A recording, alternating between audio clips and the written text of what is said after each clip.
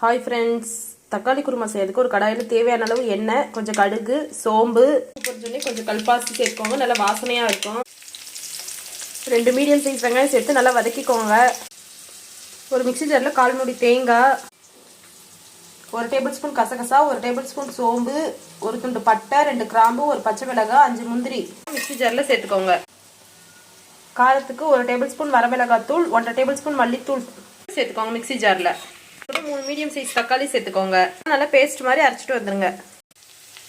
வெங்காயம் நல்லா வதங்கிடுச்சு. இது கூட கொஞ்சம் கருவேப்பிலை, அரைச்சி வச்ச பேஸ்ட்டை சேர்த்து நல்லா வதக்கிக்கோங்க. உங்களுக்கு எவ்வளோ தேவையோ அவ்வளோ தண்ணி சேர்த்துக்கோங்க. தேவையான அளவு உப்பு சேர்த்து நல்லா கொதிக்க விடுங்க. குருமா நல்லா கொதிச்சு எண்ணெய் பிரிஞ்சு வர ஆரம்பிச்சிருச்சு. இப்போ மல்லி இலை தூவி இறக்கிக்கோங்க. அருமையான தக்காளி குருமா ரெடி. இட்லி கூட தக்காளி குருமா வச்சு சாப்பிடும்போது அட்டகாசமாக இருக்கும். இதே மாதிரி நீங்களும் ட்ரை பண்ணி பார்த்துட்டு எப்படி இருக்குன்னு கமெண்ட் பண்ணுங்க.